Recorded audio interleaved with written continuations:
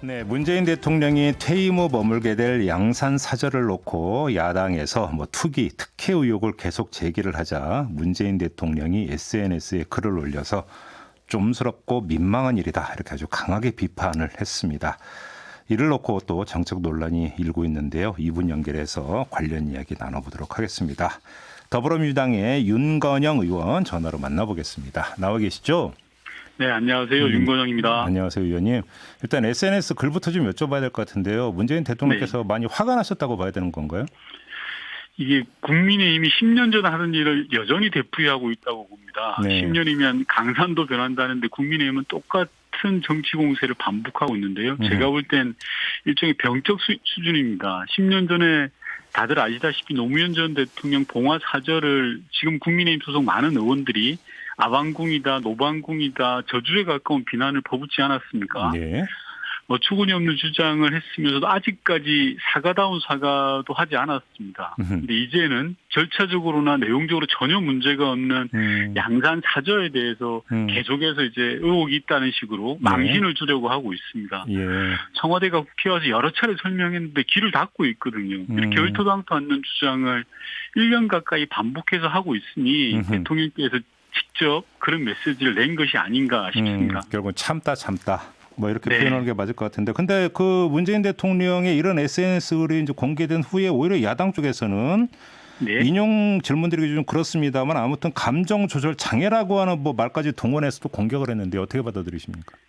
말도 안 되고요. 대통령을 선거 앞두고, 즉 서울시장 보궐선거를 앞두고 정치판으로 끌어들이고 망신을 주려고 하는 선거용 정치 공세라고 저는 보고 있습니다. 네.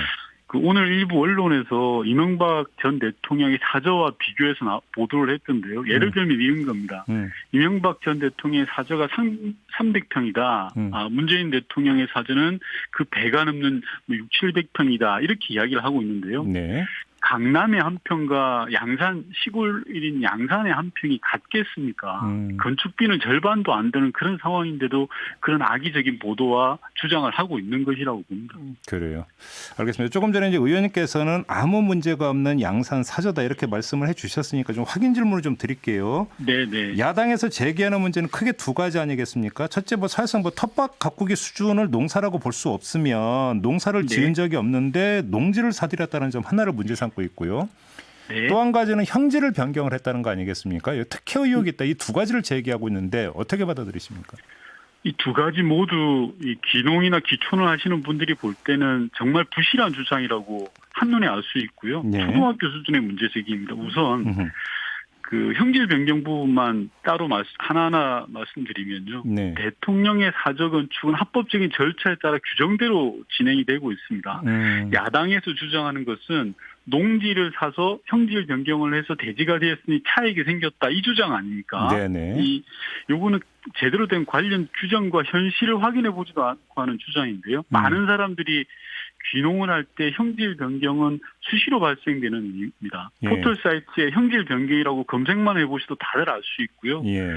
지자체에서는 형질 변경을 종합적으로 예컨대 도시계획이라든지 이런 걸 종합적으로 해서 승인을 해줍니다. 그냥 해주는 게 아니고요.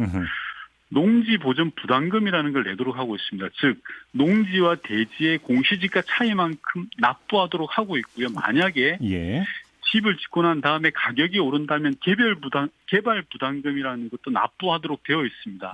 이 모든 절차가 모든 기농 기촌인에게는 일상적인 과정입니다. 대통령 일은 합법적인 정상적인 절차를 거쳐서 지금 준비를 하고 있음에도 불구하고 야당은 반복해서 말하지만 트집잡기로 지금 나오고 있는 것 같습니다. 농지법 이야기는 어떻게 그 이야기로 봐야 되는 겁니까? 농지법 또한 마찬가지입니다. 전혀 근거가 없는 건데요. 시골로 귀농하려는 사람들, 즉 땅을 사려고 하는 분들은 농사 경력이 있거나 없거나 누구나 농업경영 계획서라는 걸 작성해서 신청하면 지자체가 종합해서 판단해서 자격을 줍니다. 즉 농사 경력이 농지 취득의 전제 조건이 아닌 겁니다. 농지법상 과거에 농사를 지었던 경력이 없더라도 농지 취득이 가능한 겁니다. 그건 당연한 거지 않겠습니까?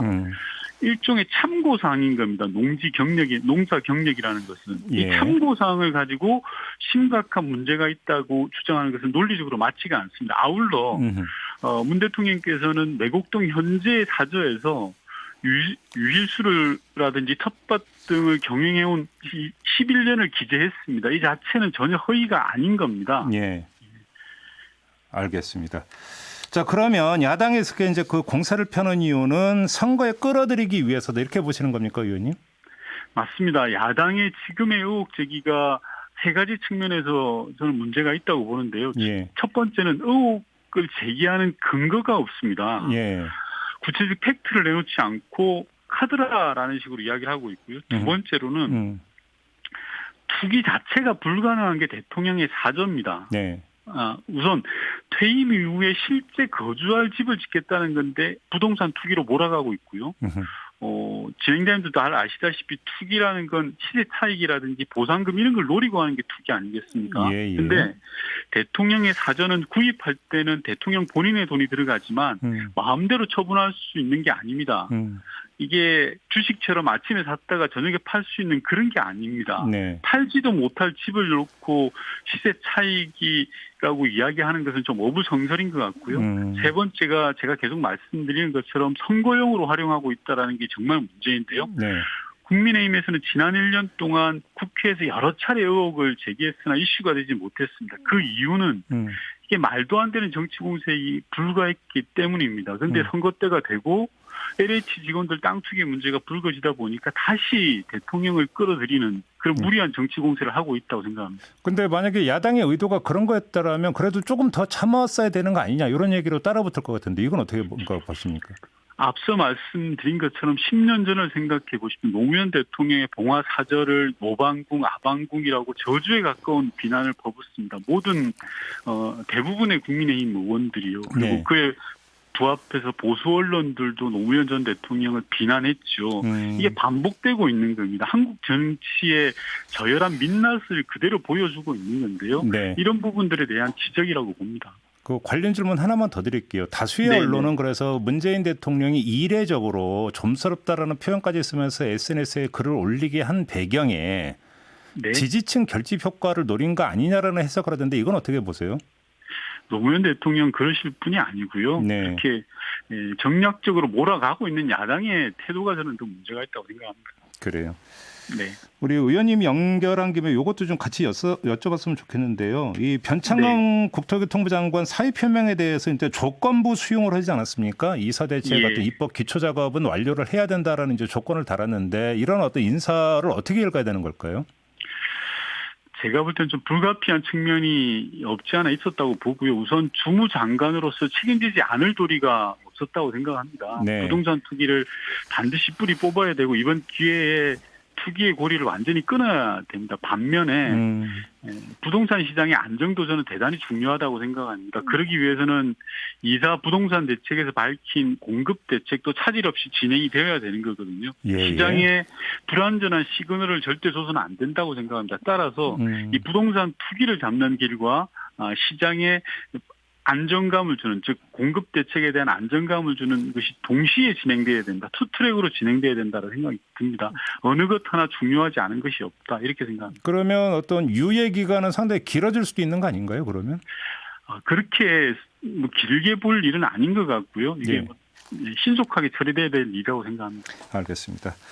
지금부터는 이제 그 국회 외교통일위원회 위원이시기도 하니까 네. 관련 현안 좀 여쭤볼게요, 의원님. 네네. 지금 그 쿼드라고 그러죠. 미국, 일본, 인도, 호주 이 네 개 나라 협의체인 쿼드 첫 정상회의가 열렸는데 그 미국에서 계속 우리를 향해서 쿼드 플러스 이 동참을 압박하고 있다는 이야기가 계속 있었거든요. 근데 저희가 얼마 전에 최정건 외교부 차관하고 인터뷰를 했는데 그런 공식 요청받은 바가 없다고 답변을 했어요. 네. 이게 진실이 뭘까요? 뭐 제가 정부에 있지 않아서 구체적인 정부 사이드에서 일어나는 일들을 말할 위치에 있지는 않습니다. 하지만 뭐 언론의 보도를 통해서 보면 미국으로부터의 그러여러한 유무형의 내용들이 있을 수 있다라는 생각이 들고요. 다만 정부 입장에서는 쿼드와 관련해서 즉 지역협력체 참가와 관련해서는 이미 3대 원칙을 밝힌 바가 있습니다. 네. 투명성, 개방성, 포용성. 이런 내용이 준수가 된다면 어떠한 지역협력체와도 적극 협력할 수 있다라는 입장을 밝혔거든요. 네. 저는 외교에 있어서는 원칙을 견지하는 게 대단히 중요하다고 생각합니다. 따라서 쿼드와 관련해서 미측에 이러저러한 유무형의 요구가 있다 하더라도 이런 원칙을 분명하게 하는 것이 중요하다라는 말씀을 드리고 싶습니다. 근데 이 쿼드가 상당히 예민할 수밖에 없는 게 그 뭐 명분이 뭐가 되는지 그러니까 중국 견제용 아니냐 이런 식으로 해석을 하고 있기 때문 아니겠습니까? 맞습니다. 또 많은 분들이 우리 사드 배치로 인해서 우리 대한민국 경제가 입었던 여러 가지 피해 그리고 한중 관계 악화 이런 것들을 알고 있기 때문에 예. 그런 걱정들을 하시는 것 같습니다. 예. 자, 그러면 여기서 결국은 미국과 중국의 틈바구니에 다시 놓이게 된다 이런 이야기가 되는 거잖아요. 이 지정학적으로 봤을 때 우리 대한민국이 갖는 요인일 수밖에 없을 것 같고요. 예. 저는 정부가 차분하고 신중하게 잘할 것으로 기대하고 있습니다. 그래요. 거기서 근데 묘수가 나올 수가 있는 겁니까? 앞서 말씀드린 것처럼 외교는 원칙이라고 생각합니다. 그리고 우리나라가 이제까지 이 대한민국이 이제까지 후발국이 아니라 이제는 선도 국가로 발도 좀 하고 있지 않습니까? 나름의 원칙을 가지고 설득해 나가고 공감대를 형성해 나간다면 못할 일도 아니다 그렇게 생각하고 있습니다. 그러면 그 설득 대상은 미국이 되는 건가요, 의원님? 미국과 중국 공이 포함된다고 생각합니다. 알겠습니다. 지금 미국의 국무장관과 국방장관이 함께 이제 한국에 오지 않습니까? 네, 그렇습니다. 혹시 이 자리에서 다시 쿼드 이야기가 또 나올 가능성도 있는 거 아닌가요?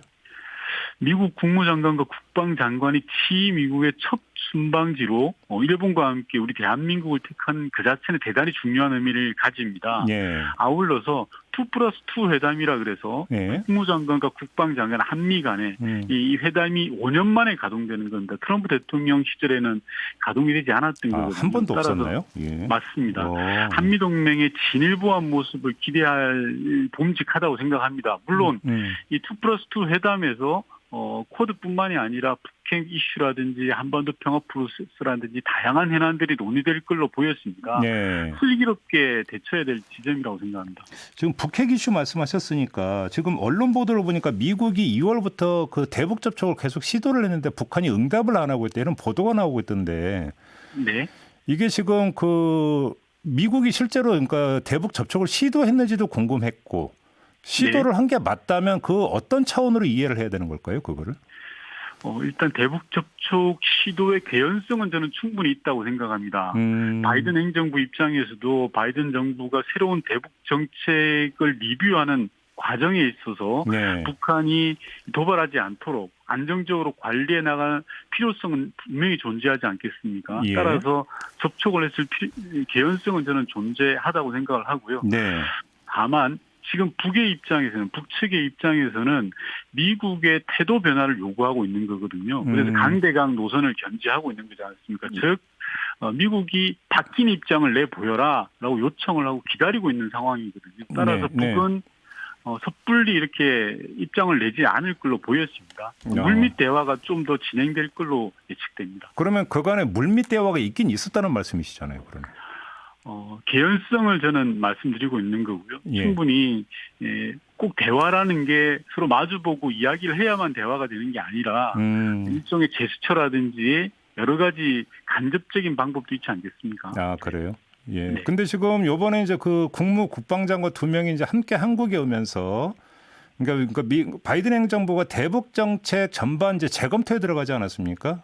그 결론이 곧 나온다 이런 이야기도 있던데 재검토 결과를 어떻게 예상을 하세요, 의원님은? 지금 이 순간에 대북 정책에 재검토된 내용들을 바로 발표할 걸로 보이지는 않습니다. 바이든 정부가 최우선으로 하는 외교의 원칙이 동맹 우선입니다. 따라서 2+2 회담을 통해서 한반도 정책에 있어서 우리 대한민국 정부의 내용을 우선 알려고 할 것입니다. 따라서 우리 정부는 미측과 2+2 회담을 통해서 한반도 평화 프로세스의 다른 내용들을 잘 설득하고 공감대를 이루는 게 저는 중요하다. 이 말씀을 우선 드리고 싶습니다. 네. 하나만 더 여쭤볼게요. 지금 그 한일 관계가 완전히 교착 국면에 빠져 있는 상태 아니겠습니까? 해법을 못 찾고 있는데 여기서 일정하게 네. 바이든 행정부가 다시 팔걷어붙이고 나설 여지가 있다고 보십니까? 바이든 행정부는 한미일 동맹을 우선시하고 있습니다. 따라서 네. 한일 관계의 온전한 회복 그리고 발전 이것들이 중요하게 볼 것으로 보입니다. 따라서 이번 2+2 회동에서도 한일 관계에 있어서의 논의는 충분히 가능할 걸로 보여집니다. 아, 논의는 될 것이다. 네네. 근데 거기서 미국이 그럼 꺼낼 수 있는 카드가 뭐가 있을 수가 있을 거예요? 그 자리에서? 한미의 동맹을 보다 공고히 하는 것이 미측 입장에서도 필요한 것이고요. 네. 우리 입장에서도 결코 나쁘지 않습니다. 북핵 문제를 해결하는 데 있어서는 일본이라든지 주변국의 동의가 절대적입니다. 따라서 우리도 한미일 동맹 체제를 회피하는 게 아니라 그러니까 적극적으로 활용해 나갈 필요가 있다라고 저는 생각을 하고요. 네. 미측의 그러한 요구를 우리가 주도적으로 해결해 나가는 자세가 오히려 좀 필요하지 않을까 그런 생각을 해봅니다. 네. 전시작전 통작권 환수가 문재인 대통령 임기 안에 그 완료되는 게 사실상 물 건너간 거 아니냐라는 진단도 있던데 이건 어떻게 평가하십니까?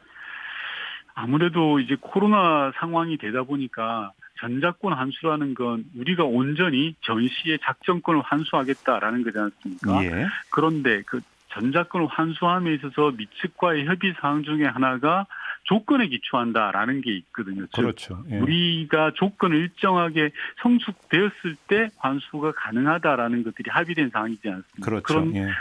근데 코로나 상황이 예상치 못하게 1년 넘게 즉 2년 가까이 되다 보니까 이 조건을 이루어 가는데 대단히 어려운 문제들이 발생하고 있다고 보입니다. 네네. 하지만 그런 조건들에 너무 이렇게 얽매이지 않고 저희가 최선을 다해서 문재인 정부 임기 내에 전작권 환수의 끈을 놓치지 말고 저는 해 나가야 된다 이렇게 생각합니다. 여지가 있다고 보시는 거군요. 네네. 예, 알겠습니다. 자, 오늘 말씀 여기까지 들을게요. 고맙습니다, 의원님.